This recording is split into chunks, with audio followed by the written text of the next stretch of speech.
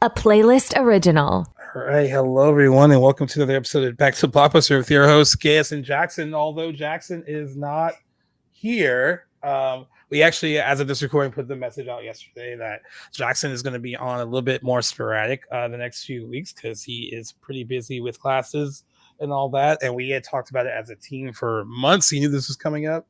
I talked about maybe taking a break while he was doing that, but he didn't want to slow down the momentum of the show by taking a break because sometimes that can happen when you're on a roll. So instead, we both came up with the idea of like having friends of the show fill in when he can't be on, because he is going to be on certain episodes that he can be on. He will be on our 200th episode. He will be on some episodes of Tales of Horror that'll be coming back in the next week or two as well. But in the meantime, we have a lot of people that have been previous guests on the show that are going to help out. And one of them is JC, Mr. Merc with the Movies, who is on with us or with me today. How's it going? It's going good. I'm very happy that you asked me. Like I responded to you right away, very enthusiastic. I'm like 100%. I'm down whenever you need me. Yeah, it was cool. The few people I did ask, they were very quick to respond. Like, oh yeah, like let me know dates. They let me know dates that they couldn't do it, and dates that they would be available to do it. We have some other people that you might find yourself on with other people that have been on the show before. If you're filling in a few more times while he's busy. And the good thing too is, even though Jackson wants to be around for Tales of Horror as much as he can, I guess the cool thing about it is that whole concept is that we bring on different horror movie podcasts and fans. Yeah, that's a good one. So we have different people on already. So like, his absence will be felt because like I have a long-standing date with this person every Monday usually to record the show. And he's been on for well over a year already. Yeah, well over a year, well over we were joking. The co-hosts who have been on, he's been on more episodes than all three of them combined. So honestly, I think you probably have done more episodes with him than without him. Yeah, point. So he's very much the show. So I wouldn't want to do it without him. That's why I was kind of going back and forth about how to do it and if we should do it without him. And he did not want to slow the momentum of the show down. He wants to keep that going. So that's good on him for doing that. And we will try to be as thorough with news and anniversaries, horror movie shit, whatever we're going to talk about in the next few weeks. You've been on the show before for anniversaries. You have not done like a straight news show with us before, but I think you kind of can get the idea of like what we're going to be doing. It's you've heard it. You're pretty much on top of like industry news. Yeah, so that's why I was down to do it. Jump in pretty quick here. I want to ask you. I mean, since we both had seen it and we both talked about it a little bit offline, let's ask you a little bit about how you felt about Blink Twice. If you want to talk about it just a little bit to kind of see where you're surprised by it, where you it catch you off guard because it was kind of a late August entry, and those sometimes those can be iffy sometimes. For every late August, Blink Twice, we get a late August The Crow reboot. So, or Borderlands. Or Borderlands, yeah. So sometimes Jackson and I talk about like, so we had a whole Alien Romulus episode last week, but usually sometimes we will talk about little things we saw at the beginning. So I kind of want to get your thoughts on Blink Twice and what you thought of it, because I also saw it last week too. No, yeah, I loved it. Me and you, like, this is our kind of movie. Like, we love this type of stuff. Like, I was caught by surprise by how dark she was willing to go with certain things. I like the fact that they had the trigger warning, but I also like the fact that it wasn't overdone. Like, I remember I was talking to somebody offline, friend of the show, Darren, and we were he was messaging me here and there. He was like, what's going on? Because it's like 40, it takes a while to really get going.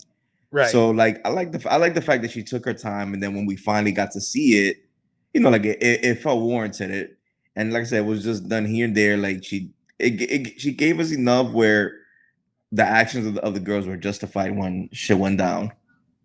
Yeah, I agree. And I got some it's funny because I saw both movies with my brother. It reminded me of Don't Worry, Darling, in the sense of I know because of the twist. I saw say that. But kind of like what Don't Worry Darling could have been with a bit more time and clarity. Like I didn't hate that movie.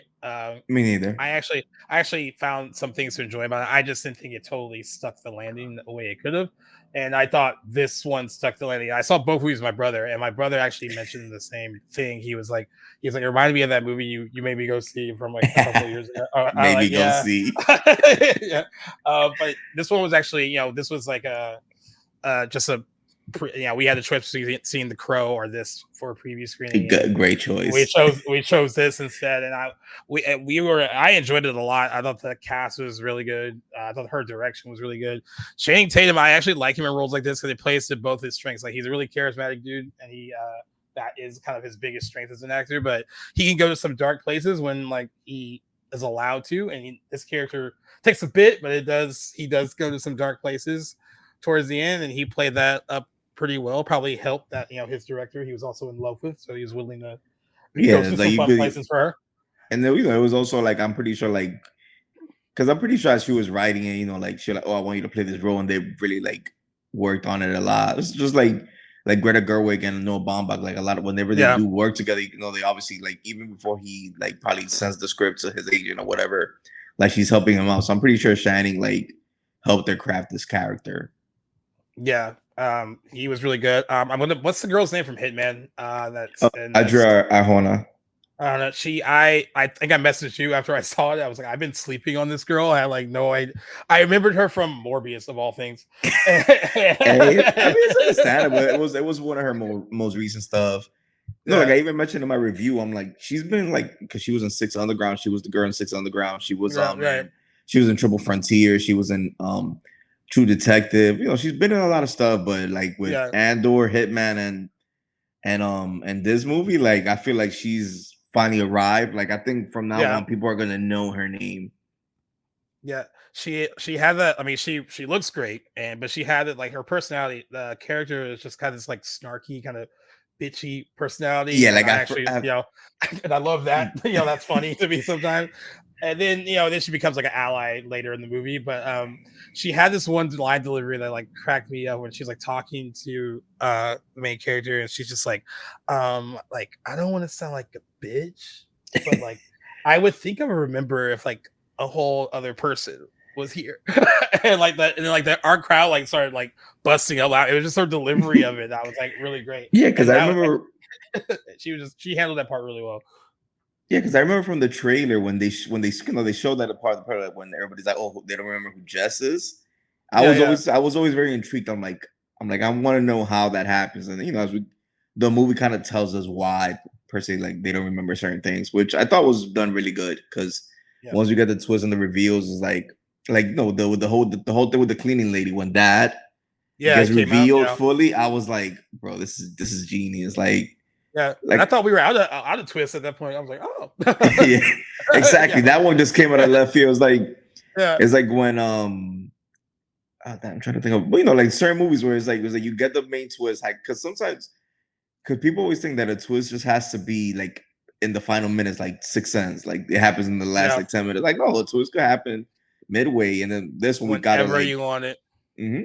And then we got like the extra like boom, like that's what we got connected with the Christian Slate the Finger and all these other stuff. Yeah.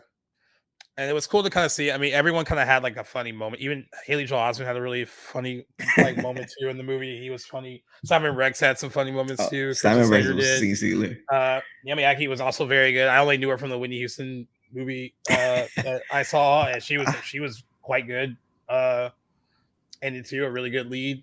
I enjoyed her. Now I think when I'm ever in a position to be smoking a blunt, I want to scream big like fat, like I want to scream it so everyone hears, like that's like fat blunt. That was a big laugh in the theater, man. Yeah, that was when Adria was just like when she said it so loud, I was like, yeah, we were like dying. She was like trying to hit the Mariah Carey type shit. Yeah, and then that one girl was like, all right, yeah. There's some really funny.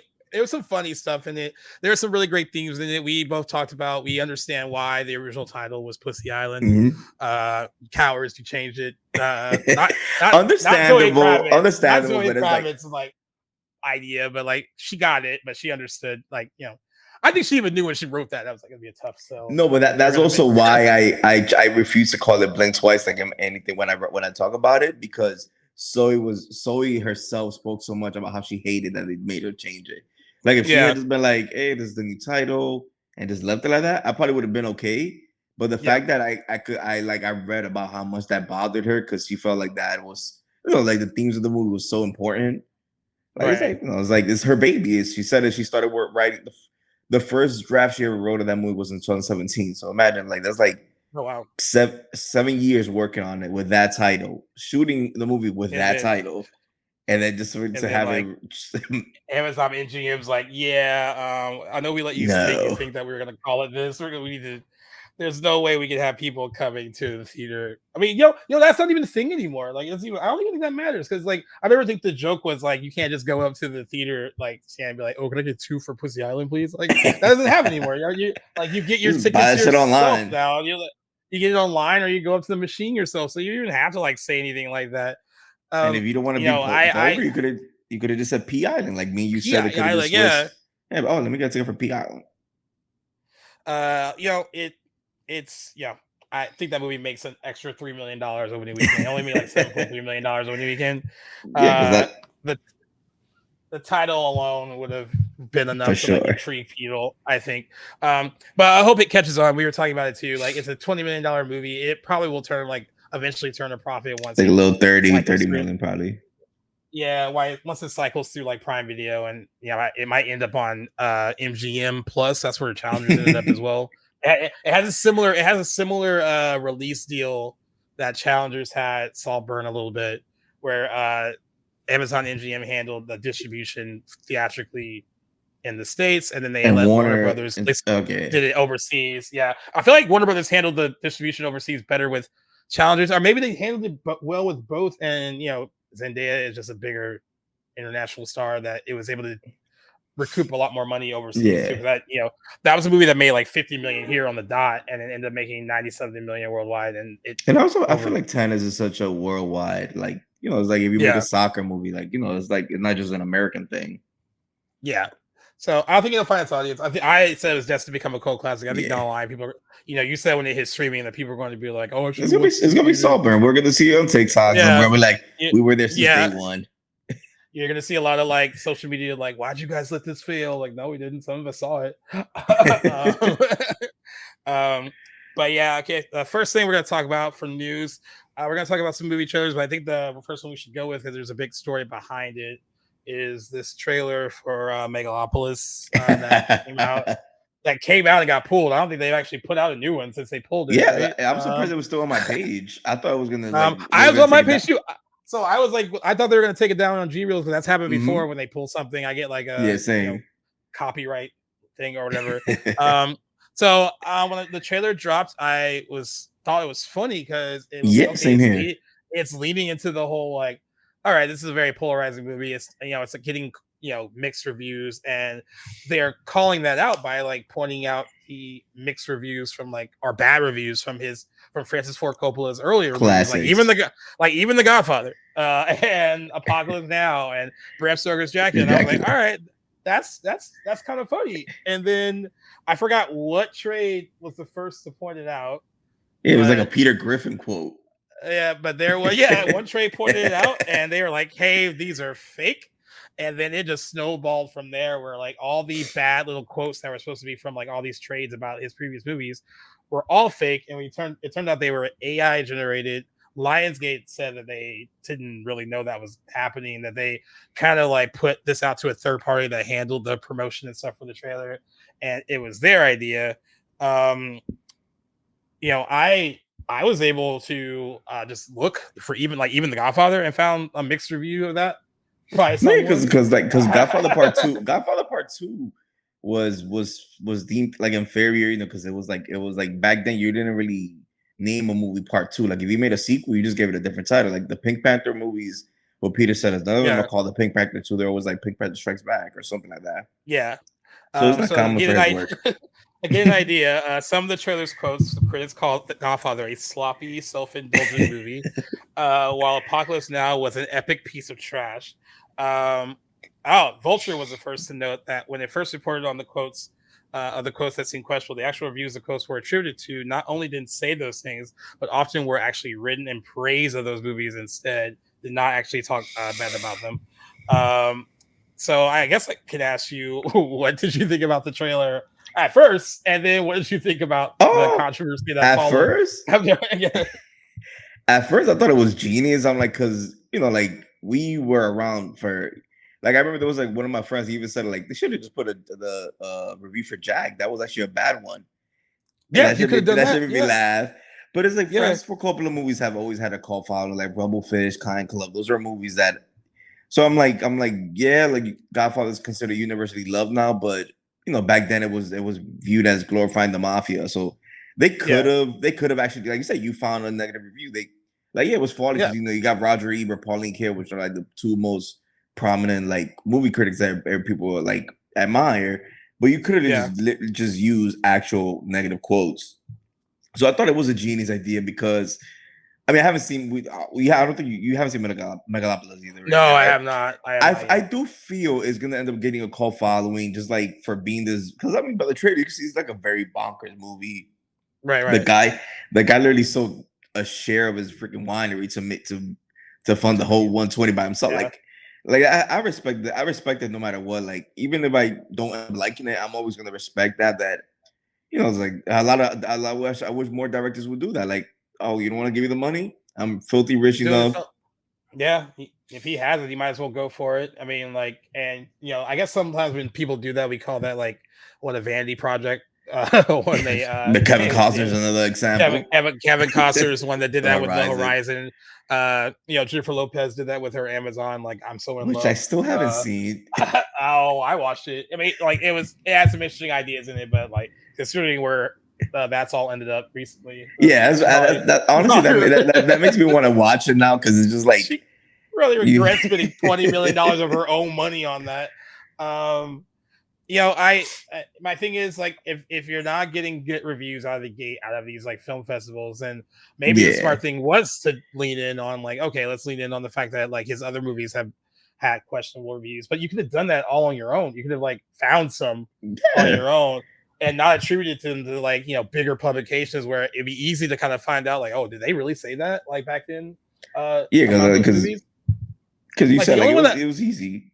Yeah, the only one that I thought I remember off the bat when I was watching, I was like, how do people feel about the Godfather? I didn't even think about it when I was watching the trailer, but I do remember like even over time, Bram Stoker's Dracula wasn't like beloved when it came out. There was because it's from Francis Ford Coppola. It's a stylish movie, but they got like mixed reviews. I love it. Yeah, but I love it too. Believable. Yeah, and that was more believable. That's why I was like, all right, I can buy it. But then when it came out, and honestly, when it came out, this story came out in layers where like it seemed like the Vulture found out that these were like fake quotes, and then I think what really kind of killed it was that they were AI generated, and AI in Hollywood is people find that to be a big no right now, and the dude got fired, right? Yeah, and Lionsgate is making some huge blunders. I don't know what's going on there. I mean, start with Borderlands, continue with The Crow, carry on to like. Oh wow, they did The Crow too. Yeah, to carry on to their marketing for Megalopolis. They do have that Halle Berry Never Let Go horror movie coming out. I'm a little excited for that. That looks pretty good, and she's actually been like a good like self-promotion queen on her social media, so that might be a little different. But they've been making some questionable decisions, and they paid. This is a bad August. They did pay the distribution fee for this, but they didn't pay the marketing on Megalopolis. They had, I mean, that also had to go on Francis Ford Coppola's, checkbook. So, he was willing to do it, but like, that's the thing. His kids are talented because Sophia got her own money because he's pretty much like spending all the Will money.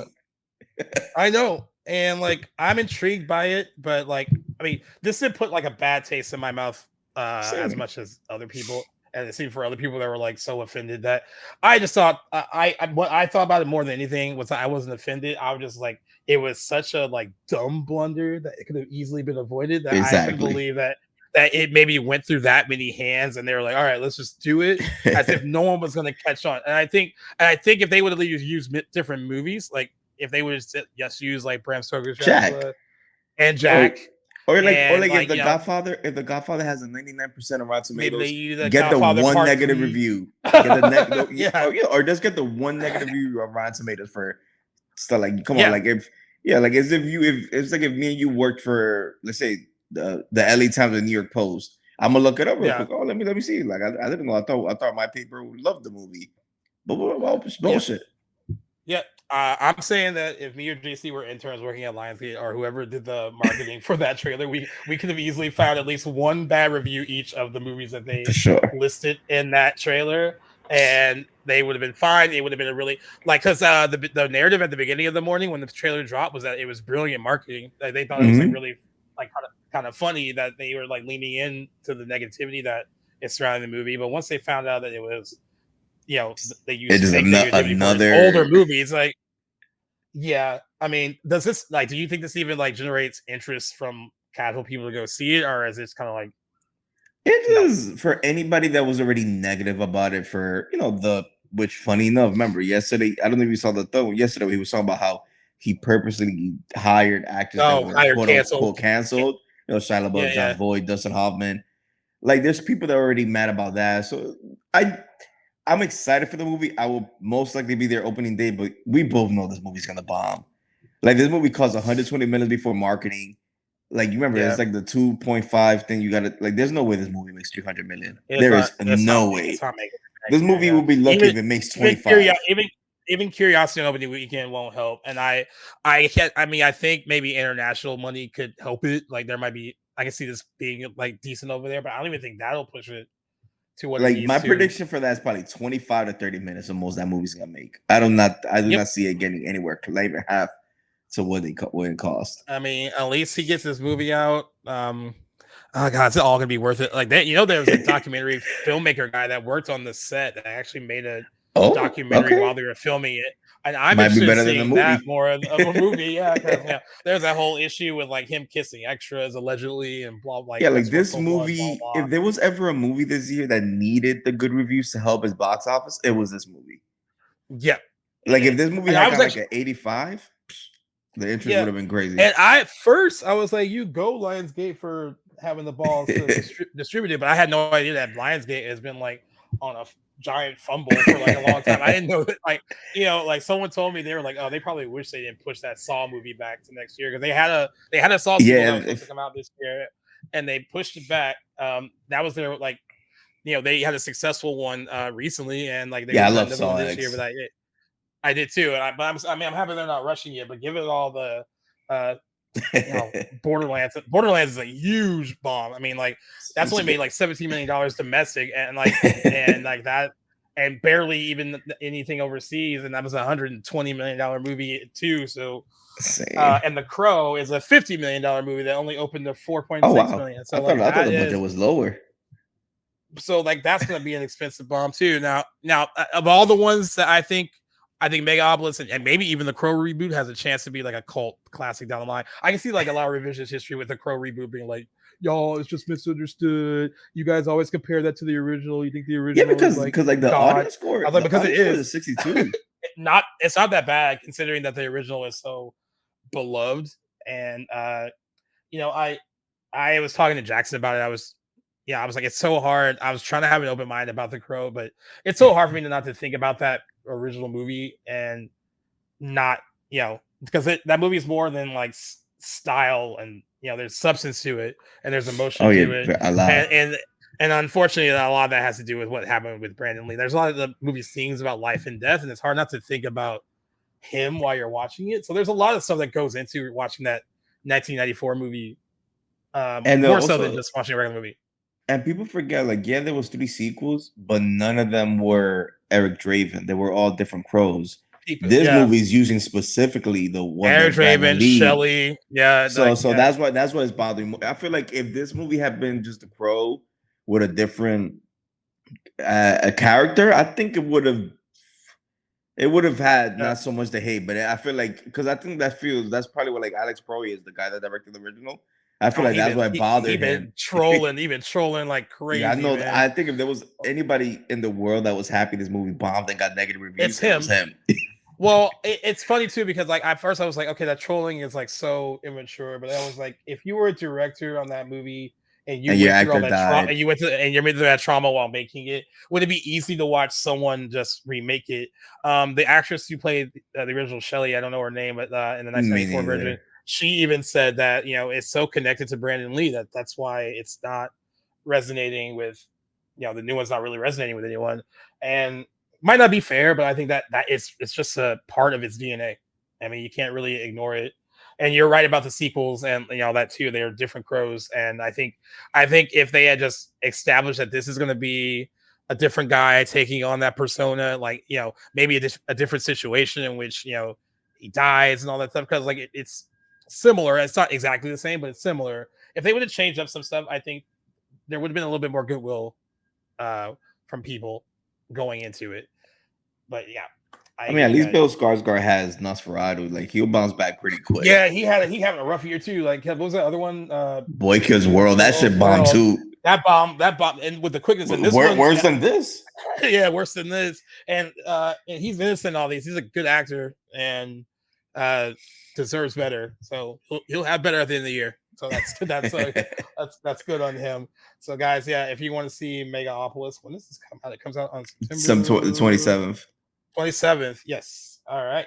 And our next trailer, Oh, it's bring a month up from today. Oh, good on that. The next trailer I'll throw in because I skipped the first one we're going to talk about, but because it came out today, but I wanted to get the Megalopolis one out of the way.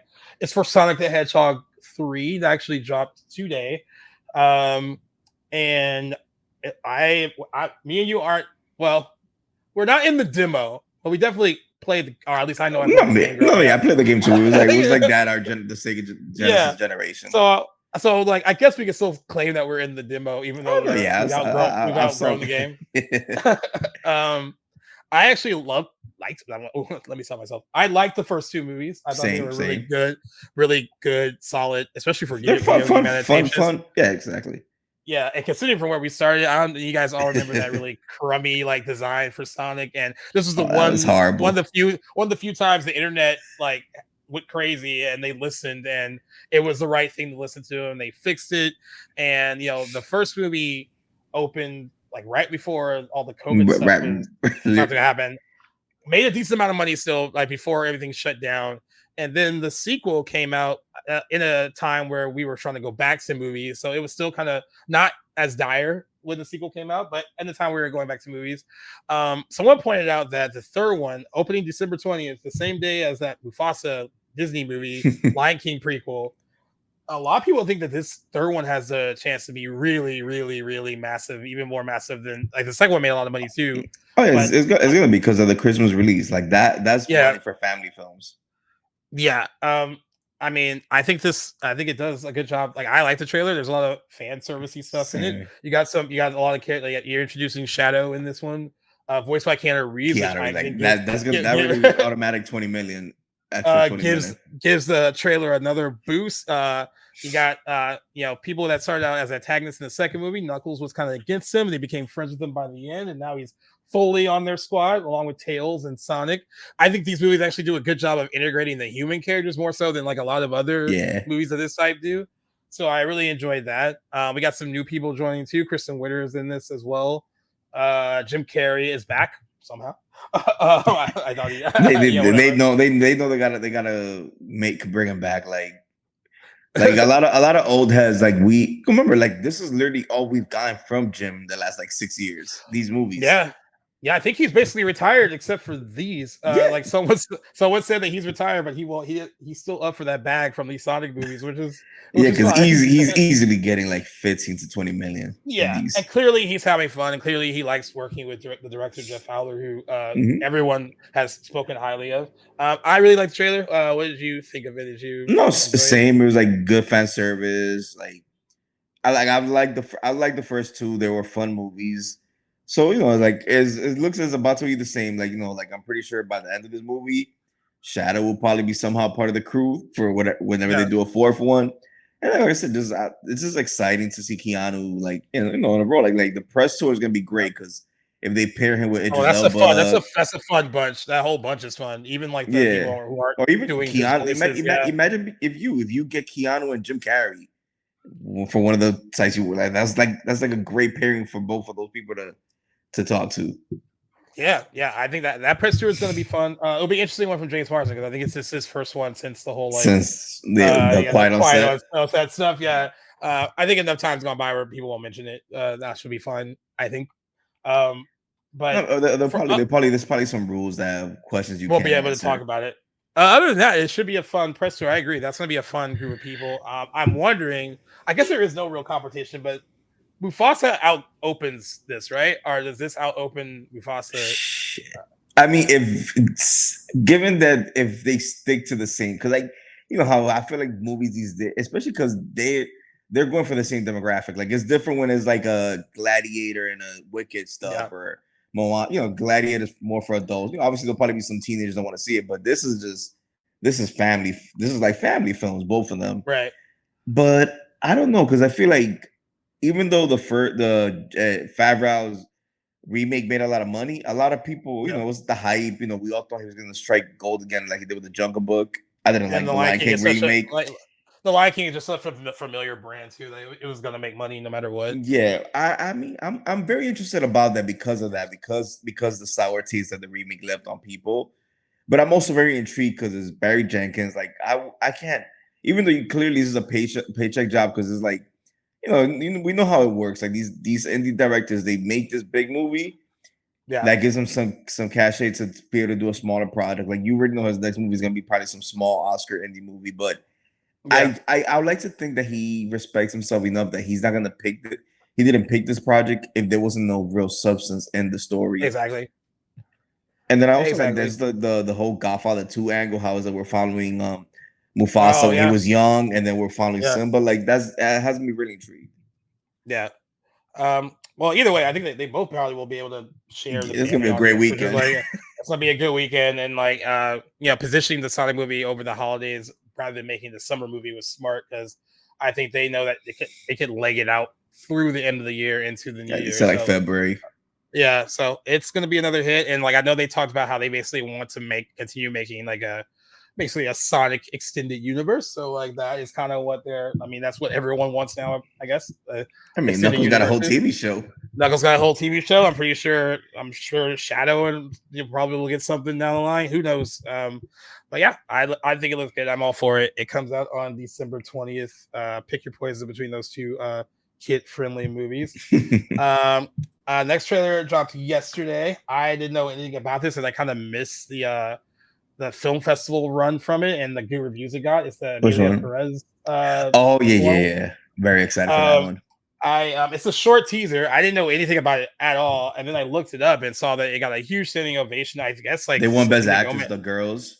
Yeah, they all like Selena Gomez, Zoe Saldana. A lot of them are getting like early Oscar buzz, and this. I mean, I think this could be why Selena Gomez has recently said that she wants to focus on acting more than her music. Lately, I think maybe she's kind of found a group. I mean, she's always been like a decent actress to me. Yeah, like I She's never never, hated her, but it was more yeah. like I remember you noticed how young I was when I said that the Wizards of Waverly Place was the last Disney Channel show that I Oh yeah, actively saw. I was You like, was oh like, damn, how old, how how young are old are you? you? I was like, what the fuck? Um, but yeah, it's female ensemble won the best actress award at At the Cannes Cannes. Film Festival, and you know, I didn't know what it was at all when I when the trailer dropped, and I guess it is. It's a. I love how Wikipedia describes it as a musical crime comedy. Yeah, like, when But people ask me, I'm yeah, like, it's a cartel musical. That's how I tell people. yeah. Um, Original songs for the film were contributed by Camille, while its original score was provided by Clement Nicole. And the choreography, a lot of choreography was done by Damien Gillette. Also stars Adriana Paz, Edgar Ramirez. It looks good. The music sound. I mean, it's just a short teaser. It just looks visually stimulating too. It looks like it looks like a really nice looking movie. It looks like it's going to Netflix, judging Yeah, at least for Netflix is us. having like a little small theater, just so it could qualify for Oscars, and then Netflix is like I Um, think it's like in 2 weeks or something like that. Yeah, according to the premise, says disgruntled lawyer Rita is tasked with assisting an escaped Mexican cartel leader and undergoing sex reassignment surgery to both evade the authorities and affirm her gender. Um, the trailer makes it look like it. Like I'm reading that description, the trailer just looks like it's more of like it looks like a musical drama more than like something that'd be more tongue in cheek. But I'm intrigued by it. I think it looks good. I didn't know it. Yeah, and it's crazy because like I follow this stuff for work, and I didn't even know anything about this. So there's so much content. It's understandable that you can't keep up with everything. Yeah, so this was a pleasant surprise. I don't know if there's anything else you want to add. Oh no, because remember I'm Latino, so like there was a Spanish trailer that dropped like 2 months ago that was much longer. So like I've been on top of this movie because like I like the director, like he did the Sisters Brothers with Jake Gyllenhaal. Oh, got it. Yeah. And he's a French director, so he's done like A Prophet. He's done a lot of good indies. You know, like I like Selena Gomez. And Zoe Saldana. I'm very excited because like you know like I love this drumline, but you know she's a franchise person. You know, she literally has Star Trek, she has Guardians, she has Avatar too. I don't think she gets a lot of opportunities to act. So I'm excited. Nothing wrong with her being a franchise person, but she needs like she doesn't really have a lot of stuff that like you know. I heard that show that she does with Nicole Kidman, The Lioness, is pretty good. Like and then she also had From Scratch, which was like it was very popular Netflix series. So, but it is cool to see her outside the. I mean, it's outside of makeup. Yeah, like see her actual face. And it is like a fun fact that she is a part of so many franchises. I mean, I would assume that as far as actresses go, she's probably one of the highest as far as like box office earning actresses, just based on the movies she's been in. By default. Like with her, you just got to do Infinity War, Endgame, and the 2 Avatar movies, and that's it. Like she has like 8 billion. You don't even have to throw in. You don't even have to throw in Guardians and Star Trek without exactly. But yeah, I think it looks pretty good. I think it hits Netflix on November 17th. But it was something like that. I was intrigued, and I was like, I can't believe I didn't know anything about it. It was funny because with Hunter, he saw it at Cannes, and I asked him, "Oh, how was Selena Gomez's Spanish accent?" You know, because I was curious, you know, because she's one of those people, like say she's one of those Sabo type people, like you know, like they speak Spanglish. Oh, like Jenna Ortega lately that they've been and then Hunter was like, "You're really asking a white boy? I don't know how that's accent." I don't know. And I'm like, that's true. Sorry. The next trailer I saw online has made a lot of people just tear up from watching the trailer alone. Oh my god, I already know where you're going. As for the documentary Superman, the Christopher Reeve story. On our Back to the Blockbuster TikTok page, like we post our clips and we post trailers. The last I looked, and I'm always surprised like what trailers do well on our TikTok. Yeah, sometimes they like the most random stuff. It usually is the most random of the ones. I'm just gonna pull this up really quick because the last I looked, it was pretty high I wasn't expecting this to be high. Yeah, it's hit 36,000 views so far since I posted. I think it was yesterday. And a lot of comments. A lot of people love Christopher Reeve, and a lot of comments about how like they're already crying, already in tears. I cried. It's a long trailer, but like I mean, I think I judge this differently as it's a documentary, and like, I really don't watch a lot of documentary trailers a lot. But I think you get the essence of like who. I think it's interesting that they're correlating like him getting the role of Superman, and then like how that kind of relates to his life later in life. As almost as like a real life superhero for other, one main cause after his accident. I haven't really, he's someone I don't really know a ton about either, and which is why I want to see it too. I've only really watched him in Superman movies, and I can't really think of other things like I've seen him in. I mean, I know he's in other stuff. That I would probably, if someone pointed out to me, I'd be like, "Oh yeah, he was in that" or something like that. But I do remember watching so much news coverage and interviews with him post his accident, and just how much he. They didn't give him a long time to live after that, and he lived a pretty 9 years after and didn't think he'd be able to act anything out of that. He actually got acting roles after that too. Smallville. I like when they brought him. I think he did a TV movie version of Real Rindo that actually got it got good rate. It got good ratings. I've never seen it, but I've always been curious just because of him. And I didn't even put together that I forget his son's name, but his son's a correspondent on Good Morning America, and that's always on when I'm working. His twin. First thing in the morning. They actually, and they look alike, and I don't even know why I didn't notice that it was his son. And then the last name. Yeah, no, too. They didn't put that together either. And James Gunn actually put him in a cameo in the new Superman Yeah, movie. I'm excited to see Nice. what it is. Did you already get the feels from watching the trailer for this? Oh, I cried like a baby. Like I was like halfway through it. I'm like, I don't know if I want to keep watching because I was watching it on the train. So I'm like, man, No. like you packed In me your public. train, and I'm like, no, but it hit me because like he is my Superman. Like I'm pretty sure there's a lot of people my age that'd be like, oh no, it's Henry Cavill. Like nah, Yeah. like to me he personified what I like. Yeah, of course, he was a skinny frame and I get people like they're buff Superman because he's supposed to be this strong alien, but like I love Cavill. Don't get me wrong, but I feel like Yeah. Christopher. Like he really knew how to like bring that humanity from the role. But like I said, Yeah. it's just very sad. Like he was a very talented because he was not a Superman. He was like in prestige movies like Remains of the Day. He did he was one of the better things in John Carpenter's Village of the Damned remake. No, yeah, he's in that. Yeah, he was. I think that came out the year of his accident. Yeah, right? I think 95. 95. Yeah. That was the last movie he did. All right, there we go. Like, I was like, I forgot he was in that. Like, have you ever seen a TV movie called Above Suspicion with him and Joe Mantegna? No. It came out 95, and he played a character who pretended to be in a wheelchair. And it's just, I've always correlated, like, it's just crazy the timing of that.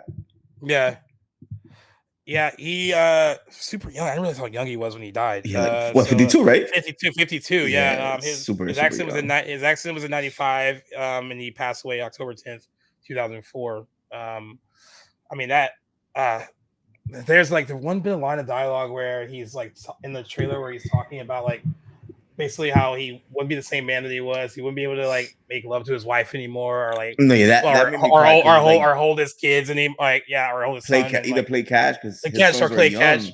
Yeah, and like that got to me, and then like and then what I do remember from all those interviews that his wife was just fiercely loyal and never gave up on him, and was just like she never she fell in love with the man, not this person who who in movies became like a real life superhero. So like I think that's it's interesting. I can't wait to watch it, and I'm imagining it's going to be a very emotional experience watching it, especially the Robin Williams stuff. Because like I haven't. It's been they were super close too. Yeah, because it's been lately that I've been seeing like people how they were roommates. How you just see random stories that pop up on your Instagram feed. Yeah, like up until this year, I never knew they were so close. So I know that's gonna hit me hard, and they're just because like Robin Williams stuff always hits me hard, just because I grew up. Like I'm a '90s baby, so I grew up on Jumanji, on Aladdin, Mrs. Doubtfire. So I'm pretty sure when they showed those clips on like Glenn Close talking about how she always feels that if Christopher Reeve's had passed away, that she feels that Robin Williams might have still been here or something, or he would have been as the president. From what I read, that really affected him when he died. Greatly. And like even like the stuff I watched about Robin Williams, they mentioned how his accident affected him pretty hard, but then like him losing him was pretty a big deal. But I did not know that as just watching like pop culture. It wasn't until I watched like that last documentary they did on Robin Williams like really went into his. Oh yeah, the sickness. I haven't seen that one yet because it's I don't know. Yeah, like I remember when it came out, I posted the trailer. And I'm just like, I don't know if I want to do it to myself. Like Robin, I don't even know. I was happy I watched it. But because the first parts of it are like a recap of his career, and that's so fun to watch. But once you get to like where they start talking about the decline and like what that kind of did to him, and someone who is so quick and used to being so quick, how that would affect very incredible personality. Yeah, that would really. Yeah, so it was rough. And I imagine this was going to be rough too, but I think this one has a bit more of a has some optimism because of his good his charity work.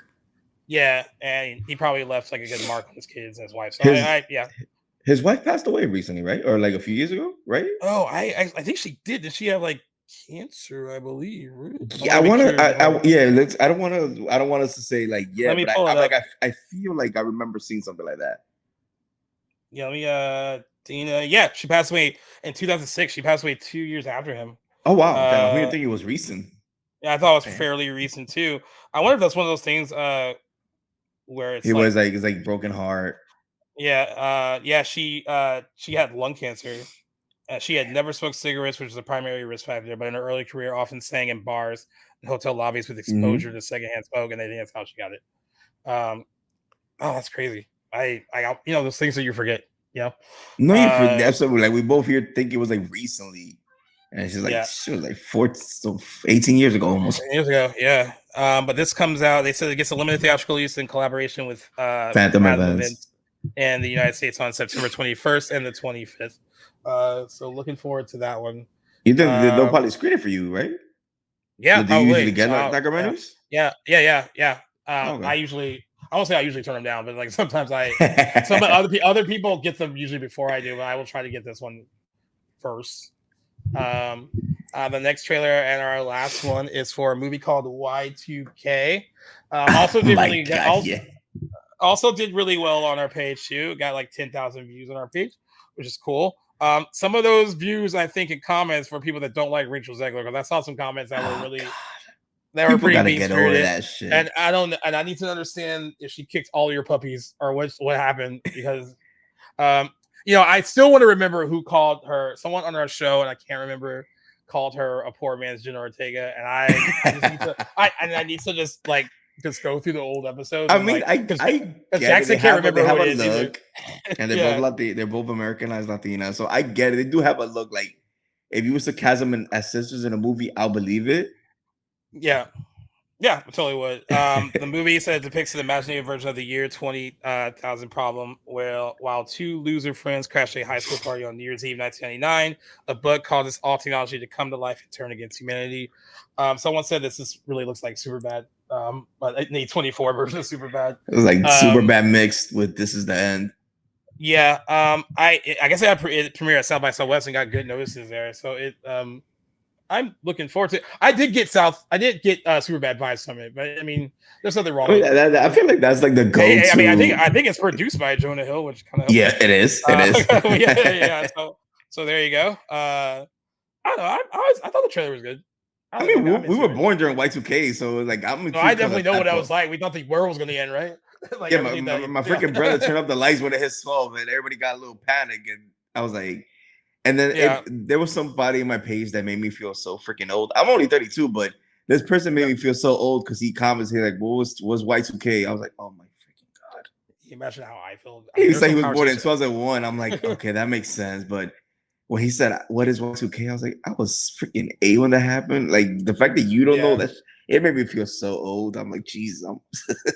Yeah, and, in our group, we always have like new people that are in the group because it's very easy to make friends in the South Bay. And this one guy we were hanging out with over the weekend, he's 32, 33. And we were talking about something around this era, and he was just like, he didn't know what TRL was, which I was like, my brother knows what TRL is. He's like 26.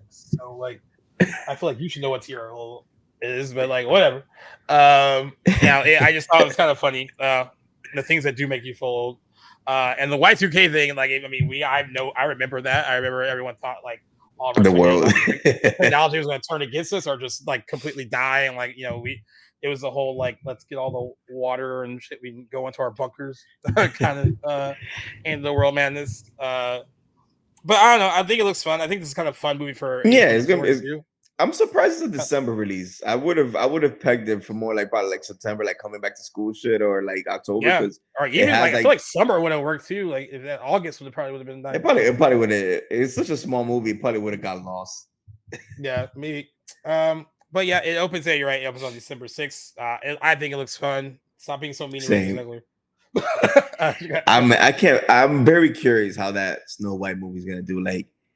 I feel it's gonna do good reviews because like Greta Gerwig has literally wrote the script. Like I have faith in her, but I think this movie is probably gonna make even less money than The Little Mermaid. I think so too. I mean, people really don't like her. And then they also have Gal Gadot, who honestly, outside of Wonder Woman and Fast Five, is whatever to me. I know. Yeah, her career kind of. I mean, it's not dead by any means. Heart of Stone. Yeah. She got paid a lot for a really bad Netflix movie. All right. That's all the trailers we're going to talk about. Now we have some basic news stories. We'll start with everyone know who Travis Kelce is. Plays for the Kansas City Chiefs. Also known as Taylor Swift's boyfriend for over a year now, like at least a year. A lot longer than people thought. It's getting closer. I think they started like around October, November. Well, his Hollywood transition is almost complete because he's was in talks to start a movie called Loose Cannons for Lionsgate. No, we were just talking about them. We were just talking about them earlier. Oh, I Um, thought it was David Leitch's company. yeah, it says yeah, it's in the process of being set up at Lionsgate. Okay. Chad Stahelski, who is the John Wick Okay. filmmaker, he Yeah, has a that's what first I look got. deal with Lionsgate. He's producing it. The premise centers on how every police precinct, at least in this movie's world, has a crazy, out of control, rule breaking officer on staff. But rather than pair them with a straight arrow and by the book partner, the premise here is that unhinged person is paired with someone just out of line as they are. In cannons, two loose cannons were forced to partner up after their precincts merged due to budget cuts, and no one wants to work with them. The duo end up taking on the cases that no one else can. I got some comments on G Rules about this that were very negative about him, and, Of course, you and know how it goes. uh, and my thing was, from what I've seen from the video footage I've seen from him on his podcast with his brother He's very and him in charismatic. interviews, he's a very charismatic dude, and he's kind of. I thought he was funny on SNL, and I don't even watch that show much anymore. He was funny Same. on that. He's also not the first football player to transition into Yeah, TV and people movies. forget Brian So Bosworth. Yeah, I think it's the Taylor Swift Association that's bugging people. But he has gradually been doing this. I mean, like He's gonna be he was in the in Ryan Murphy series. yeah, Grotesque. I mean, that's his Mhm. first major speaking role, basically, in a TV show or movie. He also is going to have a cameo, I guess, going to Adam Sandler and Happy Gilmore too. I'm fine with it, especially because this movie sounds silly. So like, it sounds like something that would be easily right up his alley. I just I don't need to know, know like, who's gonna play against him. That's very key. Like you can't get you Kevin find Hart. someone like you have to find Like, you someone don't get Kevin with Hart. talent, like an actual actor. Yeah, it has to yeah, be. yeah. Like, give me Ryan Agreed. Gosling. I don't know. Ryan Gosling will be good for him. You know, he's all about having fun in movies right now, so maybe he would. I'm okay with it. I don't think it's I have no about problem like, with that. he's not the first or last football player to do this, and it seems like, I mean, he's still playing right now, so it's not like, I mean, maybe he is setting up his kind of career. Yeah, because he's like 34, 35, 34. So that's around the age you start to like retire, right? Yeah, he has like 3 rings. Like, he's done it all. And I think he's hosting a new version of Are You Smarter Than the Fifth Grader as well. Like he's God, doing really? a lot. I didn't know that part. Yeah, he's doing a lot. I mean, it's fine. I don't know why this would bother people so much. But I think it sounds like if you're gonna put him in a movie, it has to be something that sounds this silly. Right, won't be that hard. People acting like he's trying to do the next, like, I don't know, like freaking the next Godfather. Yeah, or like he's trying to do like a prestige drama. Like, he's doing a comedy. Like, exactly. Take it easy. Exactly. Another weird casting movie development news. Jack Black and Paul Rudd are in talks to do a new Anaconda movie. That caught me so off guard. The deal's not officially done yet, but they've been in talks for a while, so they think the deal will go through. They said this new take is likely to be more of a comedy than the original movie was. In case you didn't know, the original movie, Jennifer Lopez, John Voight, Owen Wilson, Ice Cube starred in it, and it followed a film crew that is taken hostage by an insane hunter who points them along on his quest to capture the world's largest and deadliest snake, an anaconda. It was a pretty decent sized hit when it came out, made $145 million worldwide and $65 million domestically. Also was an early hit for Jennifer Lopez because she's coming out same year as Selena. Yeah, so and they said the premise, apparently the plot involves a group of friends facing midlife crises who are remaking their favorite movie from their youth. They head to the rainforest only to find themselves in a fight for their lives against natural disasters, giant snakes, and violent criminals. That's not surprising. I didn't know there was a plot details for it. Okay. Yeah. I mean, that's not surprising given who's involved, Jack Black and Paul Rudd. When I first heard it, I was like, they have to make it a comedy because, like, I mean, the first movie is kind of funny. John Voight's ridiculous. It's just so ridiculous, but it's a fun monster movie. I mean, yeah, I enjoy it. It's a guilty pleasure. Yeah, I mean, the sequels not so much. I didn't really get into those, but the original was it Sanaa Lathan in one of them? I think so. I forget which one. What do you think? I like both of them. Like, I'm intrigued. And people gotta like the first one is a guilty pleasure. It's not this untouchable classic like Jaws.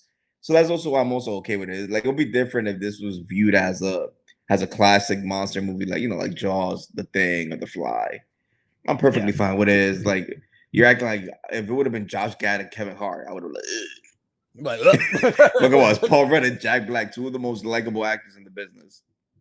Yeah, agreed. Yeah, so they're still in talks. It sounds like it is going to happen. I trust the talent involved though, so we'll see how that goes. I don't want to. It's Alejandro Inarritu. Is that right? You got it. You got it. There we go. He's doing a movie with Tom Cruise. We actually talked about in the show with Jackson. When it was person I remember that he Tom Cruise has this new deal with Warner Brothers where they're allowing him to develop original projects and stuff based on previous IP. Should he want to? I'm excited for this because it sounds like a more serious venture for Tom Cruise after a lot of action-driven stuff. But they are surrounding him with a pretty stacked, incredible cast. Sandra Hüller from Anatomy of Fall, Jesse Plemons, Sophie Wilde, who's in talk to me, Riz Ahmed's also in talks as well, and Michael Stolberg and John Goodman. I mean, that's a pretty stacked group of people. My main thing about it is that we've been talking about so many Tom Cruise movies on the show, like Collateral, and Eyes Wide Shut, where I'm like, I miss that guy. I want that guy back. I don't mind the glorified stuntman Ethan. Yeah, but I miss the prestige stuff. Yeah, that's why I'm excited for it. I mean, that's has the potential to kind of take him back to that. What are you kind of thinking about its potential for him and then the cast kind of surrounding?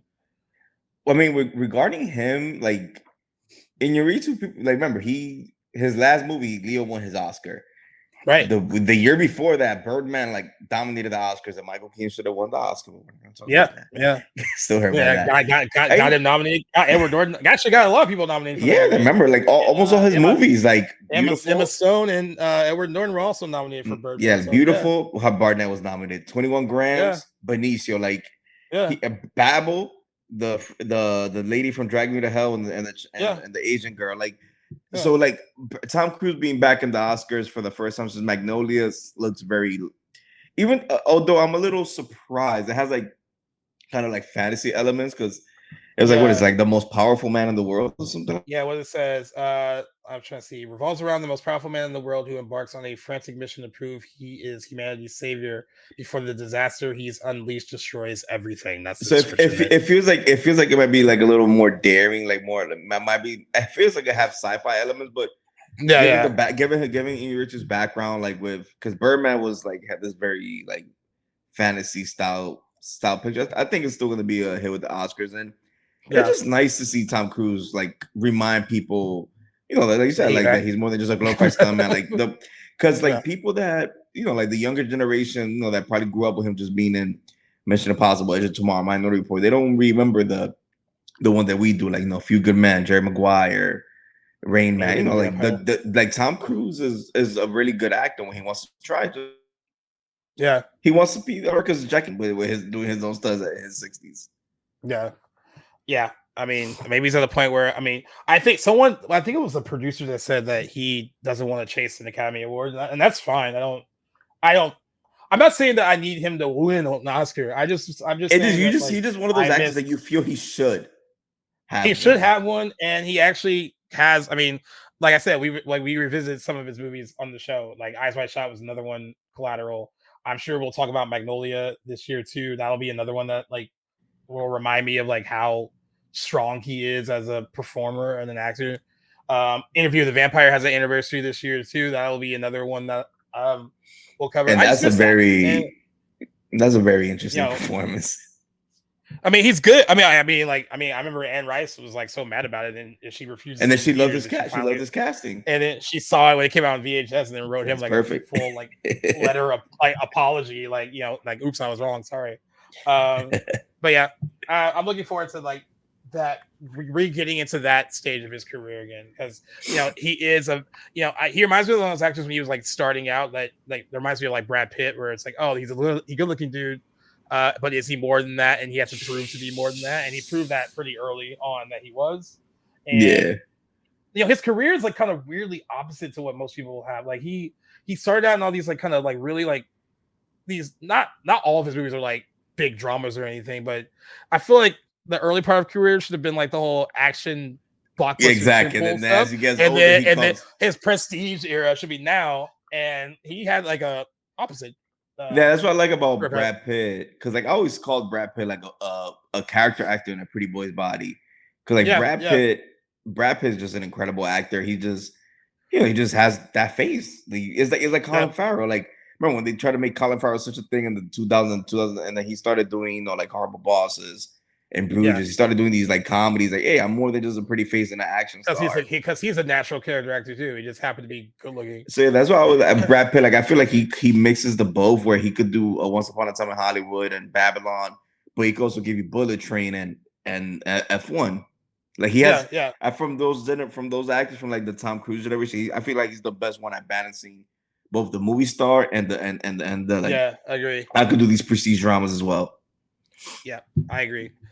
Yeah, there is that it's so interesting too because it's funny because they were both in Interview with the Vampire, and it's funny because I guess Brad Pitt only did that movie because he thought Daniel Day-Lewis was going to be Lestat. That was like that's what they were going after. That would have been pretty interesting too. That would have been pretty interesting, and then they got Tom Cruise. Tom Cruise just really wanted it, like he really like went for it, and it's so weird to think about Tom Cruise back then because I feel like Tom Cruise, for various reasons, took more chances back then than he does now.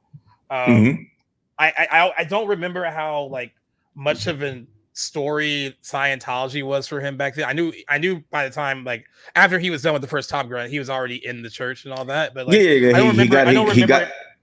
It was with Mimi Rogers. Yeah, I don't remember how much of it was a big thing in like the media, even in the early '90s. Like, not until he. Yeah, I wouldn't. I feel like until he started like couch jumping with Katie Holmes, like that's when it like it's like it became like a bigger deal. It's like with social media, like once once it became more accessible. It's just like perfect example was Giovanni Ribisi. He's getting great praise for his cinematography for A Strange Darling, and I saw like the IndieWire posted a post, and there was like people like, oh, he's a Scientologist. I'm like, who cares? Yeah.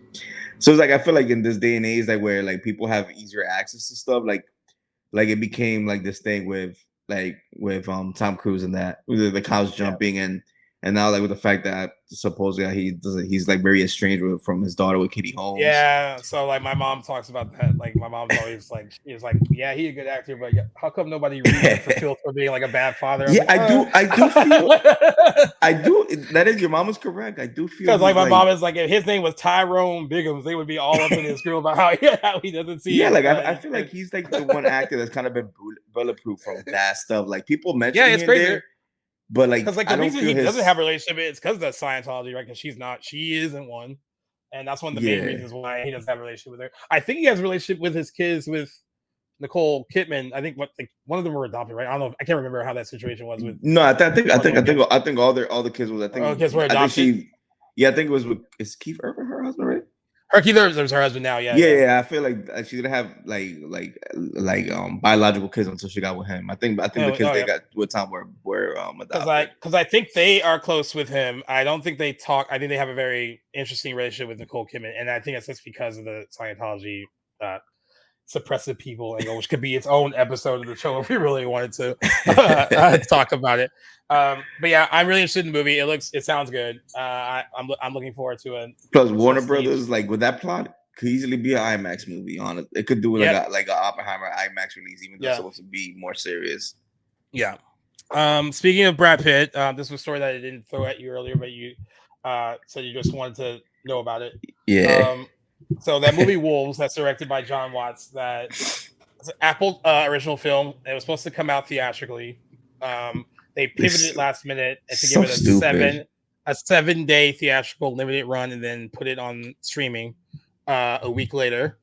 And I'm wondering what business sense this made, because they actually released the New York Times in a story about how much money actually everyone involved made. George Clooney and Brad Pitt got paid $35 million each to do it. And John Watts got paid $15 million to do it, to write and direct it.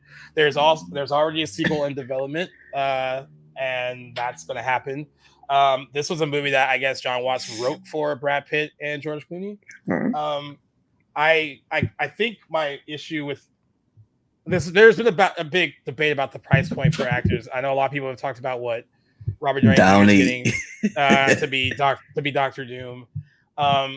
This is even more egregious because I feel like there's more of a chance for that money to be recouped theatrically doing those 2 Avengers movies, because I don't know what financial sense it makes to like now pivot this out of theaters and just put it on streaming after paying They're the leaving talent all that. so much money on the table. That's $85 million for the talent. That doesn't even count the whole movie budget. So I'm just like wondering like what the financial sense is in doing that, and also not taking anything away from Brad Pitt or George Clooney. We were just saying nice things about Brad Pitt. There was a time where their name above titles could carry movies, and you could pay them that much money to make the movie. They're not that anymore. They just aren't. They aren't like the especially George Clooney. You know, this is not the Ocean's 11 days where they can open a movie and easily. So I don't get the financial sense in it. I don't know if you see any financial sense in it. I think the only one that kind of made me kind of like applaud a little bit was like, at least John Watson's getting a big bag for. I mean, he did piggybacking that Spider-Man trilogy. Yeah, because before the Spider-Man movies, he made like Clown and Cop Car. Like he would have not had tiny movies. Yeah, not commanding $15 million to direct something. So he's behind the Final Destination 6, right? Like at least like a producer, writer, a producer. Yeah. So I mean, does it make financial sense to you? Can like, because I know Apple is trying to pivot, like change their release strategy because they've had like which is so stupid. Argyle was an expensive bomb, and Fly Me to the Moon was another expensive bomb over the summer. There was all this like conflicting media reports about Killers of the Flower Moon and Napoleon, whether or not, even though they didn't recoup their budgets entirely, everyone was saying that like, oh well, like Apple is not just looking at how much money this movie is going to make theatrically. Like it pushes consumers to like all their other products that they're pushing, like their phones and their MacBooks and like their iPads, all that other stuff. But I think eventually, they were like, hey, we're still bleeding money no matter how much money we make. So that's not really a good idea. But I don't get the financial sense of pulling this from a theatrical release after you spent all that money on the talent. Because essentially, because like, I know with Netflix, since they don't really do theatrical, like the reason they pay up a lot of the actors a lot upfront is because back ends. But these deals were made when they thought these actors were getting like a full blown like theatrical release. Yeah. So to me, they're leaving a lot of money on the table. Like, yeah, they're not the draws there are, but Bullet Train made bread. It made like I think it made close to 400 million. Yeah. What's the last Clooney movie that made money? I mean, that movie with Julia Gravity. Roberts? Oh, okay. That made a lot of money. I was thinking like Ticket to Paradise did decent. Oh, that was pretty solid for like a rom-com. It did decent for a rom-com. Yeah, it did decent money. And then that movie he directed over the holiday, like the last. The Boys in the Boat. Boat made decent money, but he has been like a huge hit. You're right, in a really long time. But so I was just wondering what the financial sense was to pay them that much money, even when you thought it was coming out theatrically. I was like, "Oh, 35 million each for like." Yeah, because like when you bring it up like 80 million before everything else, that means this movie probably has like a budget of like 100-something million, 120. Yeah.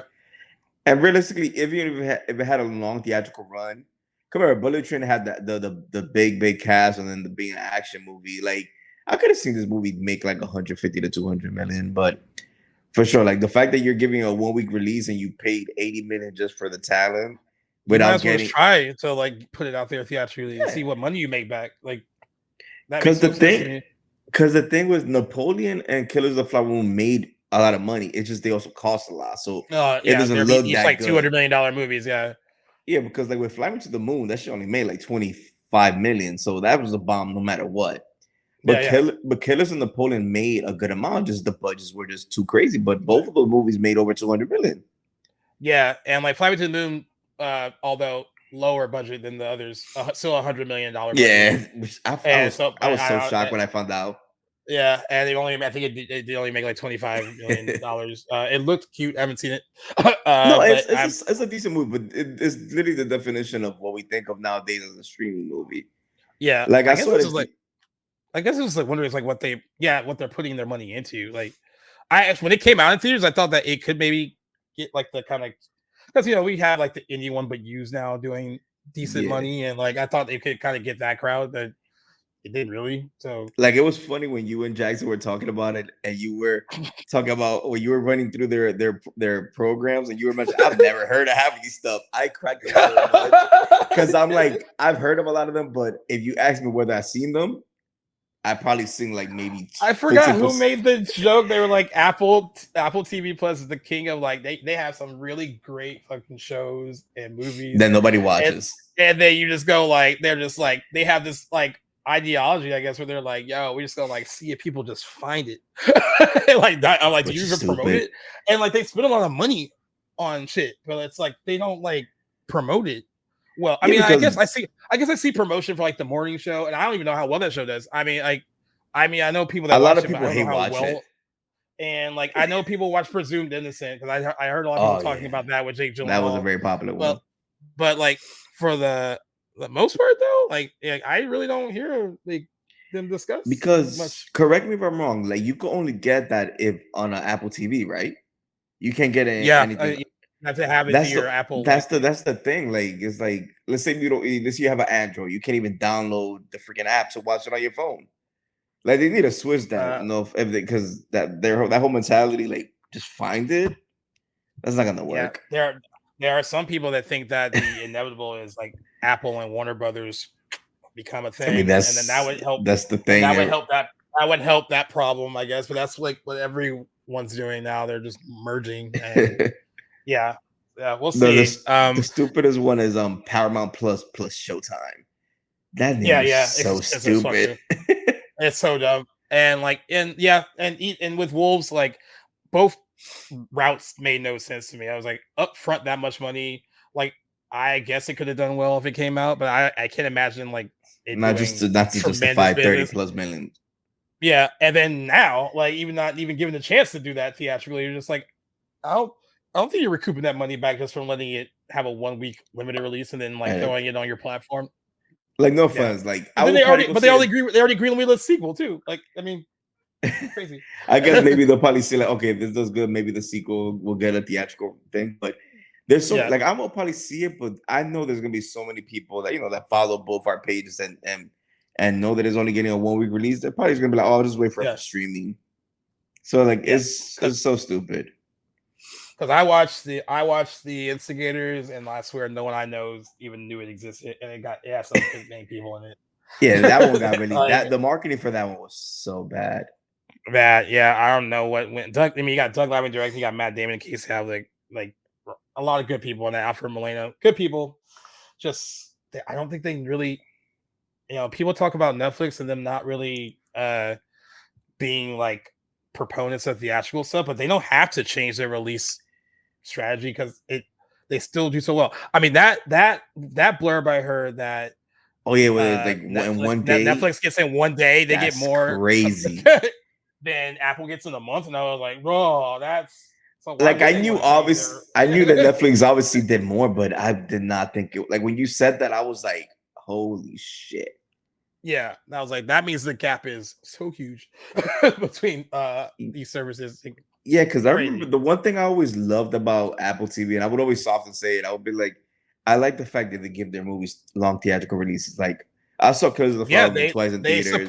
support that, and I think that's why the talent that they attract was willing to Yeah, work but with now them. that they Like switched it up, it's like, yeah, I that just might fucked it up. change. Yeah, I agree. All right, we're done with our stories, but we were going back and forth and doing box office predictions this week because we are in the dog days of the end of summer. Summer's pretty much over. It's Labor Day weekend this weekend. Good long holiday for some of us to enjoy whatever. Going out, going to barbecues, going to movies. It can be a good weekend for movies. Like there have been some pretty big ones that have opened over this date, but all we got this week is a Blumhouse horror movie called Afraid about Afraid. some dangerous Amazon It's Echo pretty much AI. That's what I for it for got. for anybody that's seen the Disney Channel original movie Smart House, it's literally a Yeah, horror it's version that, of that. but the horror It's version of that. I only saw the trailer that was sent to me when it dropped. yeah, I haven't I seen think that's the only one that's dropped. I haven't seen any TV spots. I've gone to some movies. I haven't seen any trailers for it. I think Blumhouse put all their money into constantly showing that Speak No Evil trailer, because I've seen that a lot, and not a trailer for this. So, but to be fair though, more and more people who've seen Speak No Evil say it's good. I got my screening today. I found out when it was for today. Nice. The more I hear about it, I'm intrigued that it might be good, because I actually thought the original movie was so good, and it was like that's remake this. That's the thing to me, because like Danish culture, and I believe, what was the other? It was the Danish family, and I'm always blanking on the I know. But it was like I remember I was speaking to somebody who was like from international. He said like for that movie it worked so good because there's a lot of culture clashes between them. Yeah. Well, this is like American. I'm guessing Scottish because that's what McAvoy is. So I'm guessing. Yeah. I'm guessing because they haven't really said in the trailer what his side of the family is. But you know that Scuba McNeary is American. So it's like, it's like what country has a lot of like cultural clashes with us? It's like, because that was such a big central theme of the original, and then the ending for the original. And like, there's just no way they keep that in this one. Oh, okay. It's a Danish and Dutch couples. All right, there we go. Okay, so it's like there's like a lot of cultural clashes with that, and with this, it's just like I don't know. I mean, I don't know. Like, but like I said, if they keep the original ending, this stuff is gonna get like a D cinema score. Yeah, American audience cannot deal that shit. I was fine with it. I thought it was same. I thought it was ballsy. Yeah. That's the difference between like a really big opening weekend and nosediving in week 2. Like that would be, like if they keep it, this movie's gonna have like such a big drop off. The good thing about Blumhouse movies, they keep all their movies cheap. So no matter what Afraid does this weekend, they can use that chump change to. I'm just saying I've seen nothing else other than that trailer that I posted when it came out. All right, so also guys, we did our predictions for The Crow, like we mentioned. I kind of went in the middle, and I was still wrong. We were both wrong. I was like, what did you predict? I think it was like I did like 7 or 6, like somewhere in the middle. Oh, okay. Which is like I knew it wasn't going to get double digits. And it ended up getting opened to 4.6 million, guys. So we were both way off. But that's like, crazy. Tragically way off. But everything else box office wise is killing it right now. Deadpool and Wolverine is still going strong. 1.2 billion worldwide so far. It switched places with Alien Romulus taking first place again. But Alien Romulus has made 226 million worldwide. Thanks a lot in part to how it's doing in China. I didn't know that franchise was crazy like that in China, but it's made almost $80 million there alone. So I think it might end up doing better.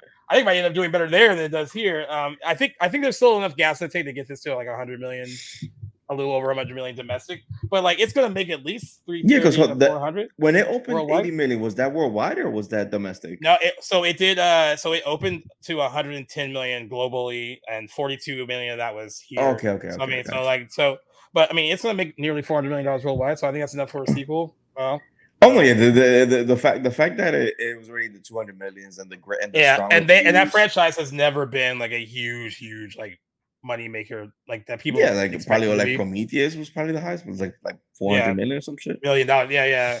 And it ends with us, despite all its controversy, has still made 200. Oh my god! 240 billion what are they globally. If I was working at Sony and I was like, yo, we made a $25 million movie and it's about to hit about 300 million worldwide, and you two can't get it together to figure out how to make another one, I'll open that checkbook. Because either if I was Justin Baldoni, I would be like, I don't want to work with her, but I'm working for the studio that had optioned the book, so I want to make money still. So I just let her do it, and I would just get paid, and I just wouldn't do the movie. I wouldn't direct it. I wouldn't star in it. I'd be like, recast me. I would just that's the thing. Is like it'll be different if he was just the director, but the fact that he's also the leading actor. But yeah, I don't think she. I mean, he can get recast, right? Which would be fine. Yeah, because he's not the actual it's more the other guy. Yeah, and I don't think he needs to direct it if he doesn't want to. But I guess bottom line, he already said Blake. Yeah, and I guess bottom line though, he would still be a producer on it. Yeah, because he owns the rights, right, to the books. Yeah, and it's his Wayfarer production company that optioned both books, so she would still be working with him, for him, alongside him, even if she doesn't have to see him. So that would be tricky, but I don't know. I don't know how you make this movie it's going to make over $300 million worldwide. You know, with a $25 million budget. So, you know what was funny that yesterday they posted how I guess maybe yesterday over the last few days it surpassed Green Lantern as her highest grossing movie. Yeah, that's crazy. And when I read that headline, I'm like we love her for Gossip Girl, but that just showed how shitty her acting career is. Well, like her movies have done decent money. The Age of Adeline, she hasn't been like huge blockbusters, but they've done like decent money. Like, I mean, I don't think the only one that you can actually call like a major flop is maybe The Rhythm Section that came out like a few years ago. It was a January dump. Yeah, and even Green Lantern lost money, but The Town, Age Out of Line, The Shallows, those sisterhood movies. Gee, how dare you forget our beloved Simple Favor? Oh, so a Simple Favor that made money too. Like that's the first one you named. I know the sequel should actually get a theatrical release. Now, I mean, I think she's good for like mid-budget movies. I think it's crazy. I think by the time that comes out, people will forget that like she's a mean girl in the press. Oh, the internet doesn't forget. G. Rachel said they're still getting it from like 2 years ago. The internet but never forgets. People like Blake Lively more. Not no more. Like even fucking Mark, at least say we are at Mark. He was pulling me up images from like Gossip Girl photo shoots where she's not really standing with the rest of the cast, and he was like, "This all makes so much more sense now." I love Mark. Yeah, he's awesome. But whatever. I mean, you figure it out. Your movie's supposed to make $300 million worldwide. No, yeah, they're just no. You imagine the sequel doesn't get greenlit because of this. Like that would be the biggest fumble I've ever seen. Yeah. And by the way, they said, I know, and this number has gone up, but Disney made up for, at the time that Alien Romulus opened, 40%. Yeah, I believe that. On the summer box office. So that's actually gone up since that opening weekend. So good on you, Disney. You're gonna have another. Yeah, because there's Aliens, Deadpool, Wolverine, and Inside Out. Right? Wolverine, Inside Out 2, and Kingdom of the Planet of the Apes. Kind of forgot about that as well. I forgot that was part of the merger. Some money too. And other studios have had hits. Sony had It Ends With Us as well. They also had Bad Boys Ride or Die that did well for them. And then Universal had, at least here in the States, they had Twisters. I know Warner Brothers released it overseas, and that movie did not do that well overseas. Yeah, and that's the perfect definition of a front-loaded movie. It made 80-something million for opening weekend. Yeah, I mean, I think it did well enough here. Like it's at 248 domestic, but like it's at 3 something worldwide. Is because it's such a. I think because it's such an American movie. It was marketed that way too. I don't remember the first Twister being marketed that way, which is why it probably did a little bit better.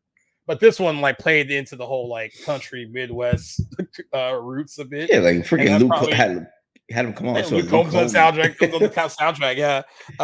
But and then they also had Despicable Me 4. So like but Disney pretty much dominated the whole summer box office. But all right, for Afraid, they say the low end is a $7 million opening, or as high as 12. I don't know if there's enough. I'll let you go first. You're the guest. Because the reviews haven't even dropped. Like they probably won't drop till Friday morning, bro. Yeah, which I hate when they do that, because that just shows me that it's like, because me and you awful. We love horror movies. So I've seen some garbage for fun.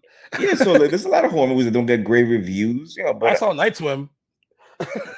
That's my number 2 of the worst of the year after that Tyler Perry movie, Divorce in Black.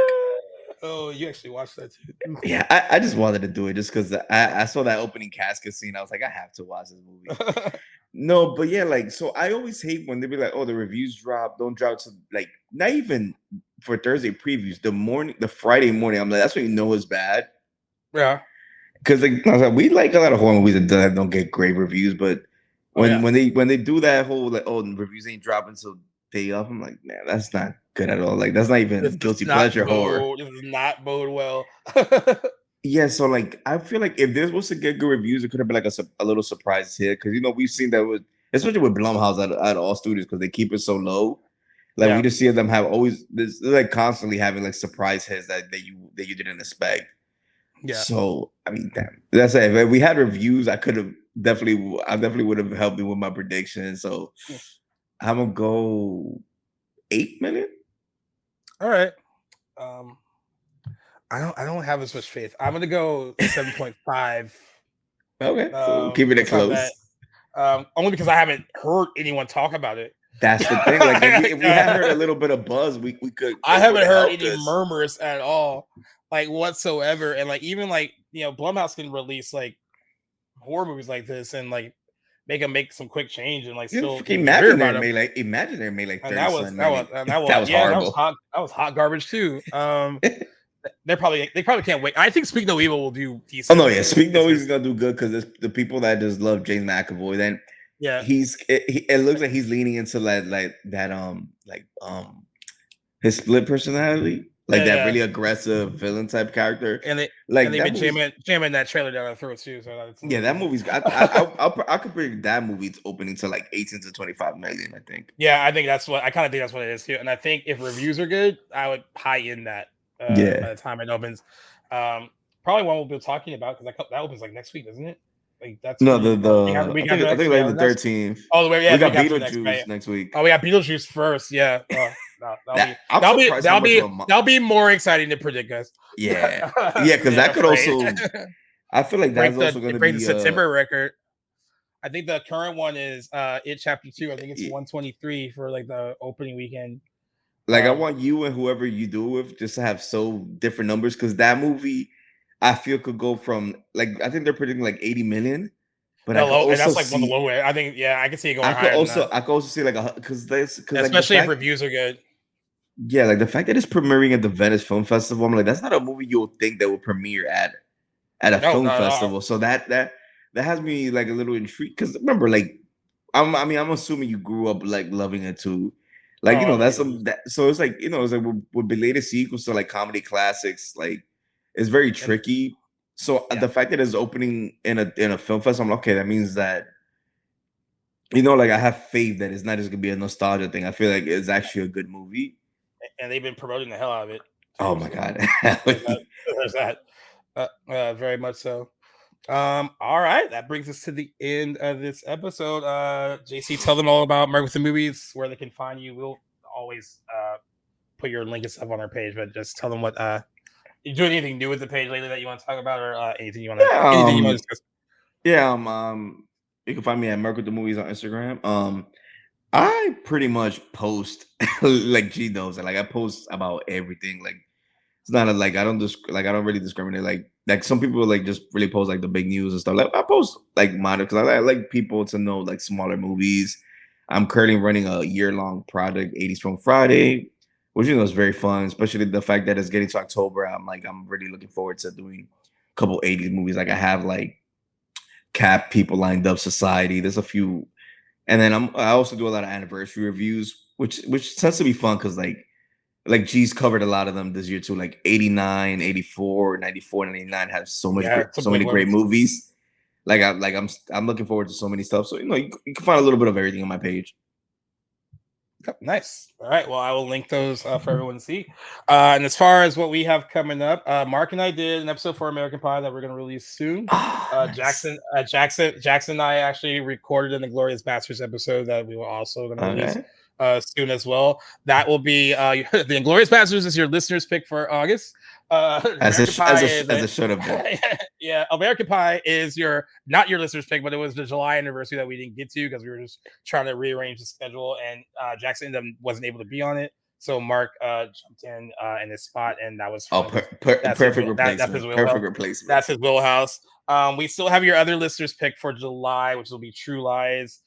Ty is going to do that one with us. If you want to do it with us too, you're more than welcome to join us. Just keep me updated. I love that movie. So that will get us through all of July and August. Like we told you before, there's not a ton of September anniversaries that we really wanted to do. Unless someone can throw any our way that we were thinking about. So I'll give you a list, G. Yeah. So if we don't do a listener's pick for anniversaries for September, we will probably do a listener's one for just our Tales of Horror movies that you can pick from and ask us to talk about those instead. Don't know yet. The list I saw for September was pretty not great, but maybe Mark can give us something that. Yeah, because September is such a slow. Like I'm not the first anniversary review I'm doing in September. Like it's like September 8th. Because remember, Labor Day weekend, people really do not like to release new movies. I think Maze Runner is like one of them that I saw. That I was like maybe. What 10 year of the first one? I think so. I mean, that makes me feel old. Dylan O'Brien's like in his 30s, so yeah, that makes sense. That makes me feel old. So yeah, we have that coming up as well, and of course, Tales of Horror. Merc will probably be helping out with that as well.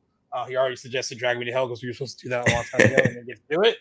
So that'll be a good time. I'll bring that into the mix. Yeah. Trying to narrow down what horror movies. I'm trying to figure out if it's going to be like a list that we pick or if we let the guests pick what horror movie. Last year we had the horror movies already picked, and the guests came on and just talked about them with us.